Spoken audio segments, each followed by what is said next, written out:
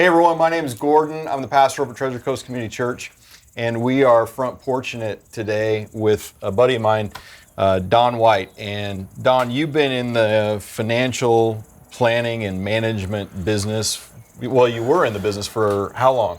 43 years. And why'd you get into that business? Because I couldn't find a job in journalism. All right. That's good. That's good. How did the story turn out for you? Well, it turned out pretty good, but yeah, that was the whole reason. I had no idea that when I went to school, what I was going to do as far as finances. That was never on the radar ever.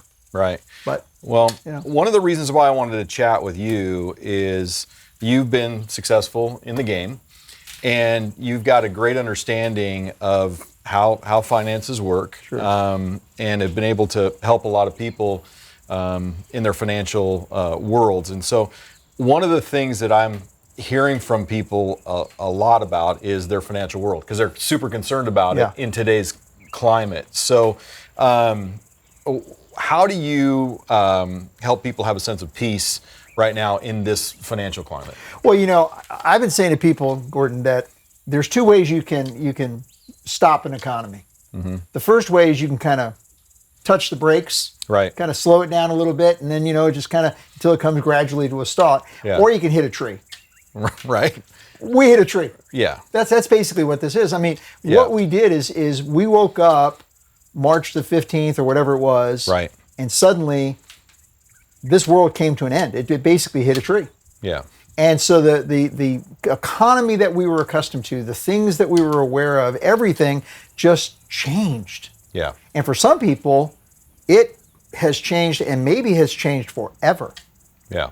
And I think that's something that we don't even have an awareness of. I mean, there have been very, very seminal moments in our lives. Right. And you think about things like, I don't know, when you were a kid, the Vietnam War came to an end, right? Right. And that was a seminal moment. Right. The war came to an end. And then after the 70s and so forth, and Ronald Reagan came in, right. and the economy started to go, and right. And then we had the crash of real estate. Right. And right. man, it was like, oh my gosh, the crash of real estate. Right. And we had all these different things that happened. And then there was 9/11. Right. Talk about a seminal moment. Right. I mean, when we used to get on airplanes prior to 9/11, you right. just got on airplanes, right? Right, I mean, right. Now, you could walk right to the gate. Yeah. It was, just easy, and it didn't work that way. And then, of course, we had the financial crisis of 2008. Right. That was, for me, that was a huge moment. Yeah. Yeah. Talk about changing my world, rocking it. Right. Right. That was huge. And now we've got COVID. Yeah. Yeah. And this is a seminal moment. Yeah. Back in 2008, how were you bringing a sense of calm to people? Because you just said some people's finances will change forever. In 2008, some people's finances changed forever. Yeah. And so how were you helping people process through that time period? Well, it's interesting because right now there's this commercial that's running on TV. I don't know if you've seen it, but I've seen it 100 times, and then I see other people talking about it. And that is, you got to trust the science. Okay. You got to trust the science. The right. scientists know what they're doing. The right. doctors know what they're doing. Right. And you got to trust the science. And I say that's nonsense. I'm not suggesting we don't trust the science completely. I mean, just throw the science out. But man, we got to be trusting God. Right. I mean, where is the relationship with God? Yeah. And so much I'm hearing people getting into this thing, and they're going, oh, we gotta do all these things. We gotta keep our face covered. We gotta wash our hands until the skin rubs off, and all that. And again, I'm not suggesting we shouldn't wash our hands. Not opposed to that. Yeah. I'm not opposed to that. That came into play in the Old Testament. Yeah, I got no problem with washing our hands. I really don't. I don't have a problem with that. Right. But I do have a problem with not trusting God. Yeah. And that's what I've seen. And it's funny because the fellow that just bought my business, Steve Maggiano's been working with him for 15 years. Wonderful, the single greatest guy I've ever worked with, period. Right. Which is why I was so happy to turn the business over to him in January. Right. And he said to me, He said, Don, I don't know. So you turned the business over to him in January? In January, yeah. My timing is everything going out. That's nice. Okay, timing is everything. Nice. But it really, it's a good thing for him, and it's going to be a good thing for us. Right. It really was. It'll galvanize people to him. It definitely is doing that. We're already seeing that. I had a 2-hour conversation today with one of the clients about that subject, interestingly. Yeah. But here's really what I told Steve. I said, Steve, you gotta just not worry about it. And he said, Don, the one thing I've seen from you is that you don't let this stuff bother you. Right. How is it that you don't let this stuff bother you? Right. And I said, because I believe God. Yeah. I don't believe in God. Right. I believe God. Right. So when God tells me that he's going to take care of me, I believe that. Yeah. When God says he's going to take care of the country, I believe that. Yeah. One of the concerns that I have right now, though, is that I think there's a whole lot of people out there that call themselves believers, or that don't believe anything. Yeah. Yeah. That's a huge problem. Yeah. I did my Devo this morning on Isaiah 26:3, and it talks about the person whose mind I was immediately going to go, and what does Isaiah 26 say? Yeah, who's steadfast because his trust is in him. And that trust is just it's a bold confidence no matter what is going on. And I wrestle with when believers act like unbelievers when crisis hits, because it's such a good time for us to really show our confidence in God. Yeah. So not very many of us are going to be faced with the decision of, are we going to take a bullet for him? But we will be faced with the decision of, will we live for him? I got to tell you a story. So back in 1987, right? I'd been on the security side. I started out on the life insurance side, and then I went on to the security side in 1985. Yeah. And I was just getting it cranked up, and I was in 1985. I was 29 years old, so I'm sitting here thinking, I've got this thing all worked out. Right. 87, man. 87. There's a famous saying, I'm sure you've heard this, that every great plan is great until you get punched in the face. Mike Tyson said that. Right. So that's kind of what happened to me. And so in October of 1987, the market went down 25% in a day, Gordon. Oh. It's called Black Monday. Yeah. It went down 25% in a day. Right. Now, at that time, I had one decent account. Mm-hmm. I had a whole bunch of little teeny accounts. Right.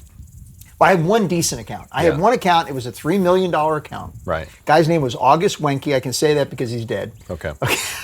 So August was my best account, $3 million. I'm like, this is an important account. Yeah. Okay? Yeah. Very important account.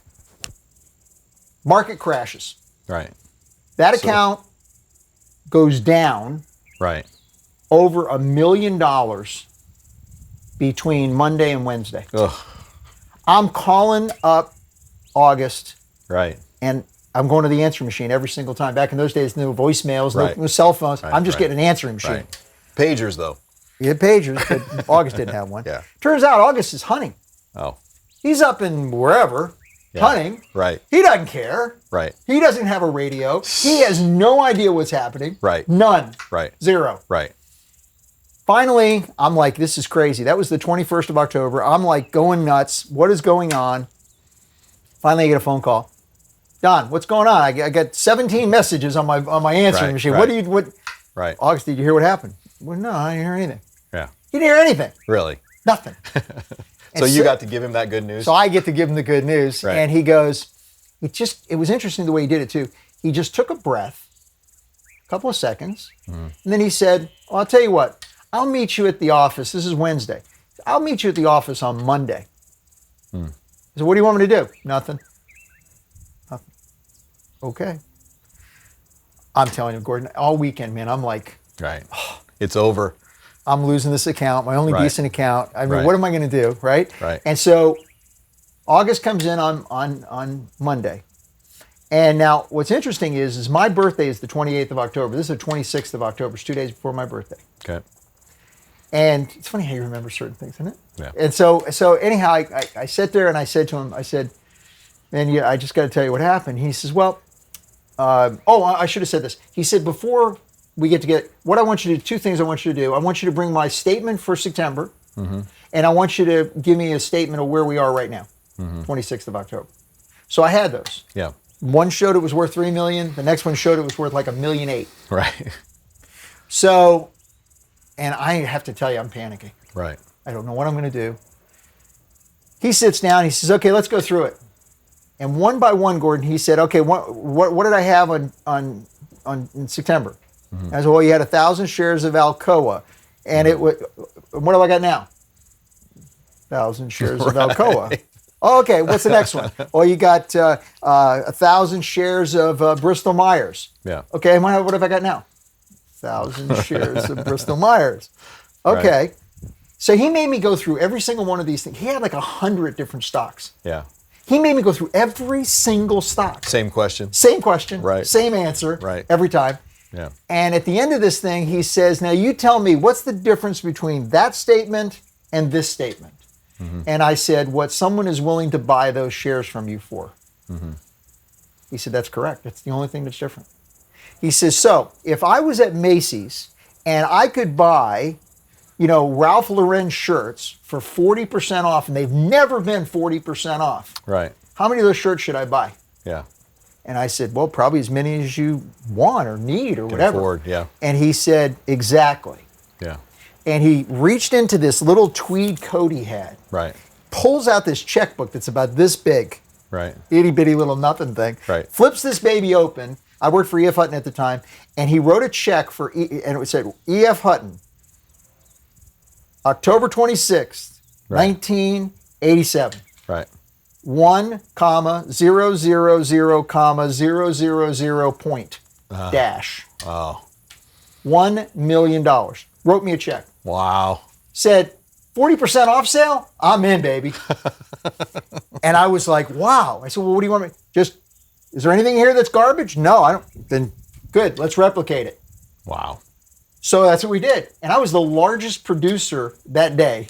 Wow. Because no one else was buying anything because everything was. Right. That's what people forget. Yeah. You're supposed to buy low and sell high, right? Right. Isn't that the idea? Yeah. Okay, well, no one believes that.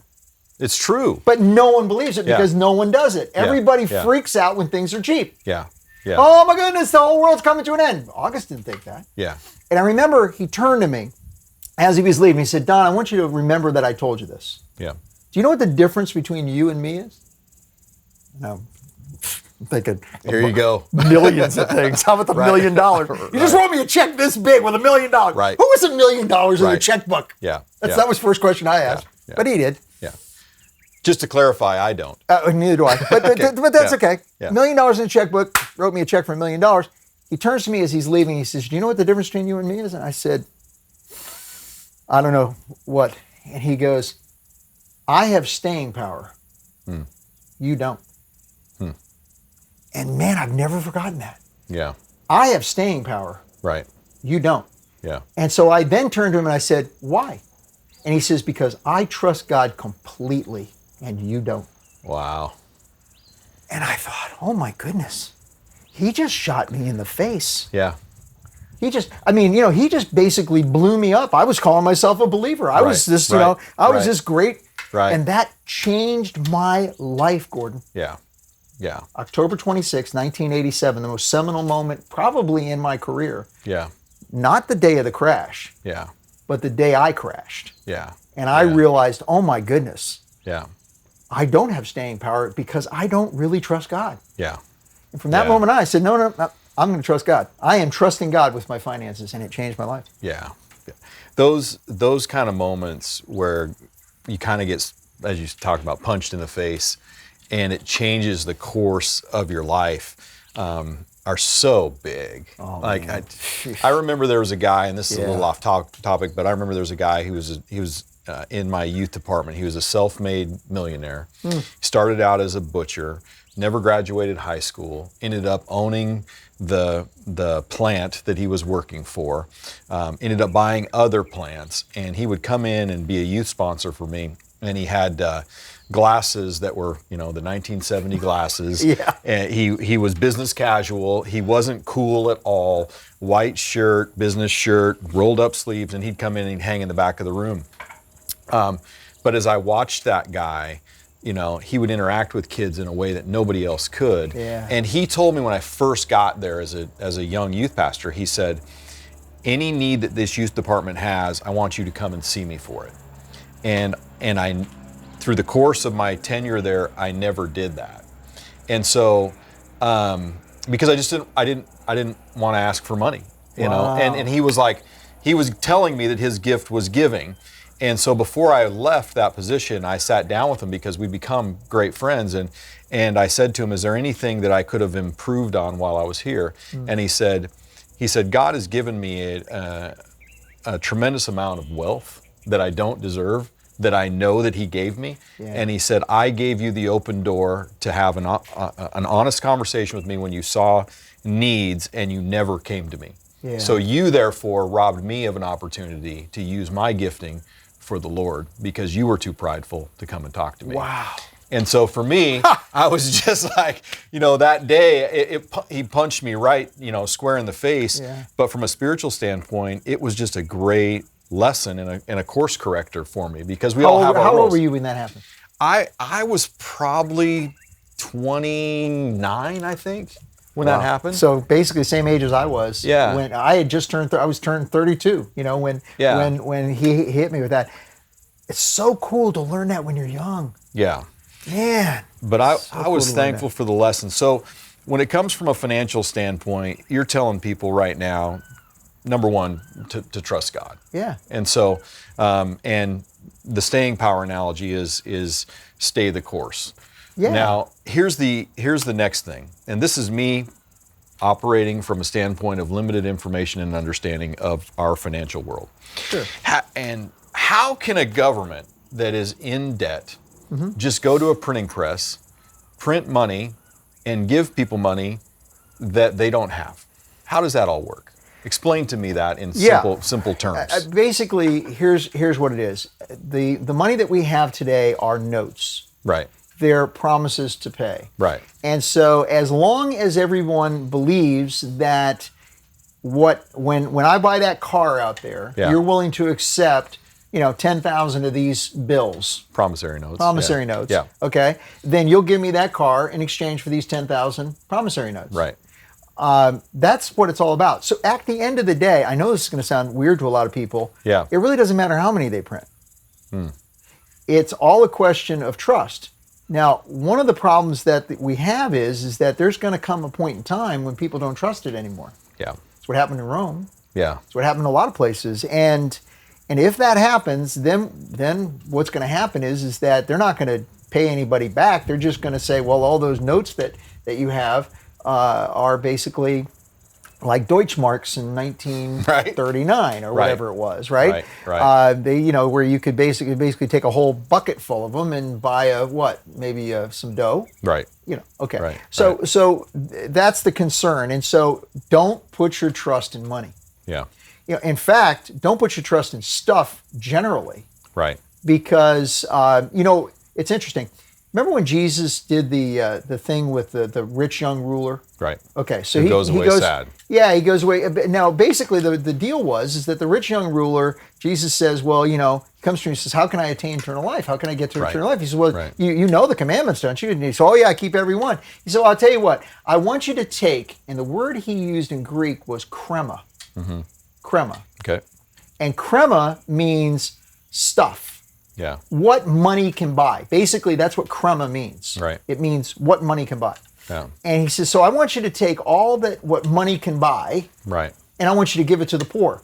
Yeah. Well, he wasn't about to do that because he was a wealthy person. Right. And he said, no, I'm not going to take my krema and give it to somebody else. No. Yeah. And what Jesus was trying to point out to him was not that there was something wrong with his krema. Yeah. Or his money or anything else. What he was trying to do was exactly what he was doing throughout the entire Gospel of John, for example. Right. In John's case, he gives us 7 different examples of Jesus' miracles, or signs he called them. Right. And only 7. Mm-hmm. Now, we know that Jesus performed hundreds, if not thousands of miracles, but he only did 7. Why? Because each one of those, he then would have Jesus explain and give you the reasoning behind why he fed the 5,000 and why he walked on the water and why he did the things that he talked about. And in each one of those, it was to explain that stuff is not what keeps you in right standing with God. Jesus said it this way. He said, seek those things which you really can't see. Yeah. I'm sorry, Paul said it that way. We seek these things that you can't see, because the things that you can see, this kind of stuff, right. This is temporary. Right. Look, right. this is not going to last. It's gorgeous. Yeah. Beautiful, beautiful flower. It's got leaves and so, but it's not going to last. Right. We know that eventually it's going to get just like this little baby here. That's what it's going to get like. Right. It's going to just die. Right. It's not a question of if, it's a question of how quickly. Yeah. But the difference is that the things of God, the things which are eternal, don't die. Yeah. And those are the things that we should be focusing on, because the things which you can see are temporary, but the things which you can't see, the things of God, those are the things which are permanent. Right. And man, and most important. We need to be focusing on the stuff that's permanent. So that's why in John's gospel, Jesus says it this way. He says, look, you search the scriptures, for in them you think that you have eternal life, but they are they which testify of me. Yeah. The things that you can't see, that's what you need to pay attention to, not all this stuff that you get all focused on. Right. And that's what Jesus was always talking about, eternal life. Yeah. Always talking about eternal life, to have life forever. Right. That's what I want. Yeah. Yeah. I think the stuff issue and the distractions of life are the two big ones that we got to get right and got to get figured out. I think the whole COVID-19 thing has really kind of scaled us back to a point of, I really do love being in community with my family. And I really do love a little bit of a slower They're pace. driving me out of my mind. Sorry. I really do love the church. You know what I'm saying? Man, I miss the church. People, are really realizing what's most important because they have to stop and pause. Yeah. So, question that I have to kind of help us round the corner is, by virtue of your experience, what are like the top 3 mistakes that people make with money, and how do they rectify those? Maybe trust was on your top 3 list. Well, but, certainly I think that is the number 1 thing. The number 2 thing, though, is spending more than they make. Mm-hmm. People are notoriously spending more than they should. There's a great section of scripture in the Old Testament, in the book of Genesis, where Joseph is the son of Jacob, and he gets sent off to Egypt. Right. And by his brothers, who basically want him. Sent off's a kind way to say it. Well, I'm trying to be nice, okay? But basically, they threw him in a pit and had him sold off to slave runners. Right. His day was worse than most of ours. It was a bad day, and so he gets run off, and he gets accused of stuff that's not true, and this, that, and the other thing. Ends up in jail, finds himself in jail, interprets this guy's dream, who happens to be the cupbearer to the king. Right. Cupbearer to the king goes back to the king. King's having a dream. He tells him the story. You know the whole thing. And then he gets risen to this incredible position because he's able to tell the king what he should do and what he needs to do and so forth. And it's all about money. Yeah. And basically what he says is this: there's going to come 7 years that there's going to be plenty. Yeah. Then there's going to be 7 years of famine. Right. He says, so you need to prepare yourself for that. Yeah. And then the king says to him, well, we need to find somebody that can do this. We need to find somebody that knows how to do this. How do we even do this? And he says, well, if it were me, he said, what I would do is I would have everybody take 20% of everything that they earn. Yeah. We hold that in reserve for these 7 years. And then when that 7 years is up, then, we got all this reserve and we can live on that reserve. Now it's going to be still meager, but we're going to be able to live on it. We're going to be able to make it. Okay. Well, as it turns out, that's exactly what happened. He put him in charge of it. And I call it the Joseph principle. And the Joseph principle is, when things are good, live on 80%. Yeah. So if I could tell everybody one key thing, it would be always live on less than you can. Yeah. And so try to always live on 80%. If you can live on 80%, I'm telling you, it only takes about 7 or 8 years, and you're going to have enough in reserves to where you basically have all sorts of options. Right. So the first thing would be, you got to trust God. Yeah. Secondly, you need to live on less than you can. Live within that Joseph principle. Okay. That 80%. All right. Before you get to number 3, what do you do with the 20? Are you saying straight savings? I'm saying we need to invest it. I'm saying that we need to take, just like they did with all that 20%. I mean, they didn't just stick it in the ground. Okay, they grew more plants. They took and they developed it and so forth. Yeah, be wise with it. Right, conservative approach to savings. Well, or investing. Or I think actually invested. I think Yeah. savings is a mistake. I think Yeah. just putting everything in a bank somewhere. Jesus yelled at the guy when he said, the master gave his, what is it, the parable of the what do they call it? Talents. The talents. Yeah, Yeah. the parable of the talents. Yeah. Yeah. No, we don't invest it. Yeah. Okay. Yeah. And then the third thing is, Yeah. this is the third thing, and that is you need to always be teaching your kids. And this is something everyone misses. Yeah. You need to spend time working with your kids. That's good. Because if you're always teaching your kids, first of Right. all, you're going to be more apt to do what it is that you're teaching. Yeah. And secondly, you're always laying that foundation. So you need to trust God, Yeah. live within the Joseph principle, and Yeah. teach your kids. Deuteronomy chapter 6, in Hebrew, it says, "Hear, O Israel, the Lord our God, the Lord is one." And teach your children as you go, Right. as they sit down, Right. as they stand up, Yeah. as they walk along the way. Teach your children Right. that Shema Yisrael Adonai Eloheinu Adonai Right. Echad. Right. That's what The you Lord need is to be God. doing. You Yeah. need to be teaching them that all the time. Yeah. And so I think those three things are absolutely critical. Yeah, that last one is good, and I don't think when I've heard you do talks on it, I don't think I've heard you articulate it like that before, and because it forces you to live out the principle because they're watching it. So Doesn't it? and that's that whole caught not taught, principle. Yeah, So, if you're going to be an example to anybody, be an example to your kids. right. Because the first thing that's going to happen is that it's going to change your life. Yeah. You be an example to your kids, and they're around you, man. They know what's going on. Yeah. Look, your kids know. Yeah. There isn't anything that you do in front of your kids they don't see. Yeah. Nothing. All right. So we got the trust God, the live on the 80% principle, and then model it in front of your kids. Yeah. And have staying power in times like these. Yeah, from and a standpoint of just trusting God. Absolutely. I think God provides a staying power no matter what level of income you're at. Well, and I think staying power is really essential because it causes you not to panic. Yeah. Yeah. There's nothing worse than panic. Yeah. Think about it. Nobody wins in a riot. Yeah.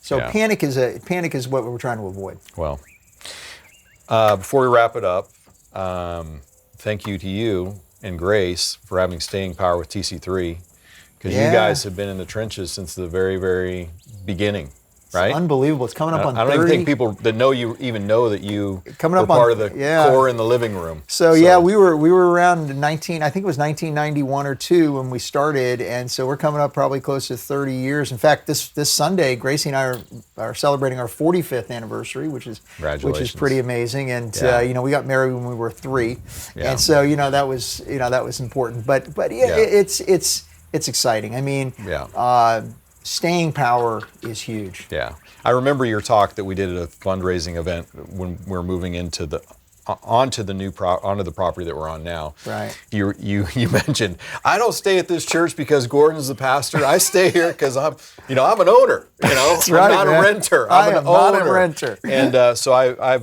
valued that ownership through the years. And so thank you for what you guys have done. In investing case you in the guys Lord. don't know, this is not Gordon's church. Gordon is the pastor at our church. Yeah. It's our church. Just middle management. So thanks for being with us. This is Don White. Glad to front porch with you today.